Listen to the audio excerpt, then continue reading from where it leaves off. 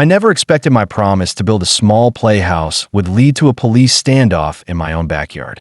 But that's exactly what happened when I crossed paths with Patricia Wilson, our neighborhood's self-appointed ruler and HOA president from hell. It started innocently enough. My kids, Emma, 7, and Jack, 9, had been begging for a playhouse for months. One Friday evening, I finally caved. Fine. I surrender.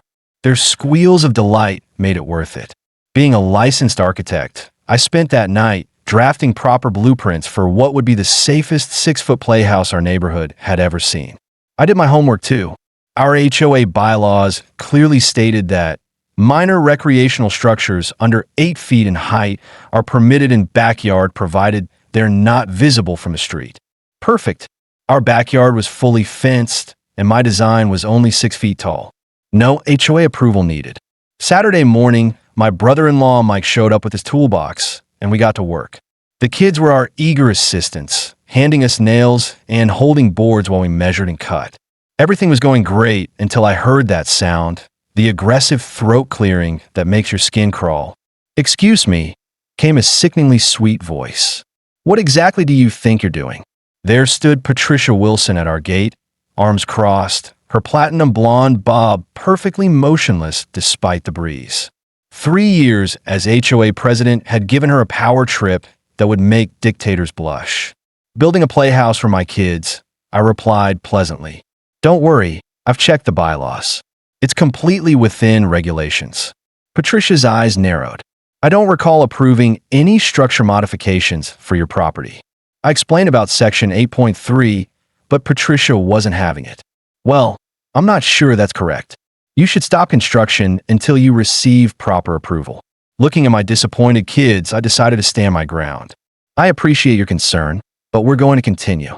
If you find any specific bylaw we're violating, feel free to let me know in writing." "This isn't over," she threatened before marching away. We finished the basic structure that afternoon, but Patricia was already plotting her revenge. The next morning at 8 a.m. sharp, my doorbell rang, followed by aggressive knocking. I opened the door to find 2 police officers and Patricia smirking behind them.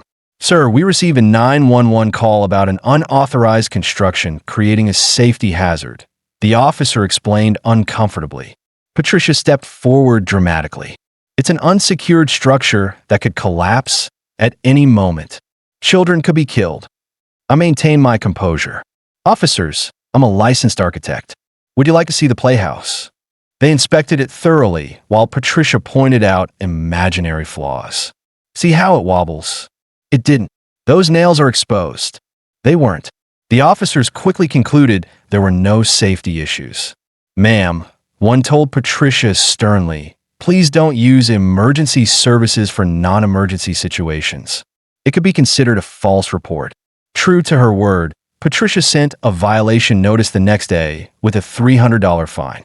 I immediately appealed, but she escalated her harassment campaign.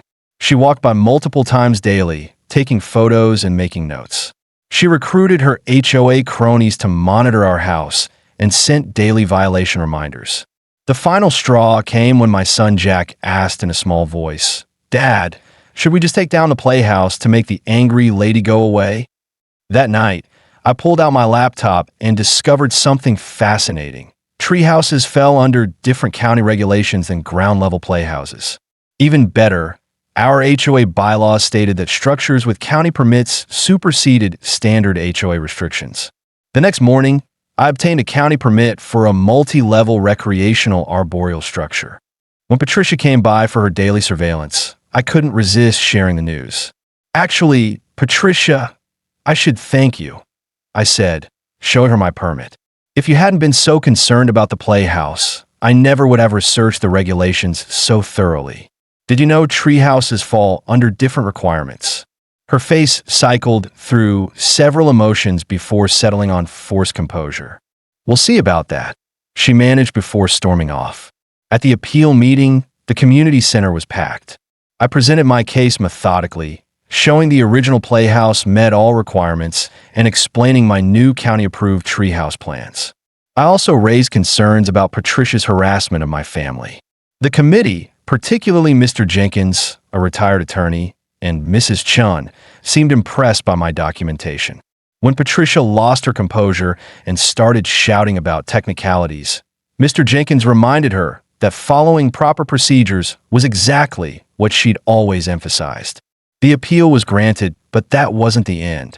The committee added a surprise agenda item: discussion of HOA leadership conduct. They revealed complaints about Patricia's selective enforcement and misuse of emergency services. A vote was called, and Patricia was removed as HOA president by 27-3. She didn't take it well. "You can't do this to me," she shrieked, her perfect bob finally coming undone. "I've given 3 years of my life to this ungrateful community." As she stormed out, she paused to point a trembling finger at me. "I hope your precious treehouse falls apart in the first storm." The door slammed behind her with such force that the meeting minutes scattered in her wake. Mr. Jenkins adjusted his tie and cleared his throat. "Well then, I believe we have an opening for a new HOA president. Any volunteers?" My kids got their treehouse, a 3-story masterpiece with a rope bridge, zip line, and telescope platform. More importantly, they learned that standing up to bullies, armed with knowledge and determination, was always worth it. As for Patricia, she still lives in the neighborhood, but these days she crosses the street whenever she sees my family coming. I consider that a win.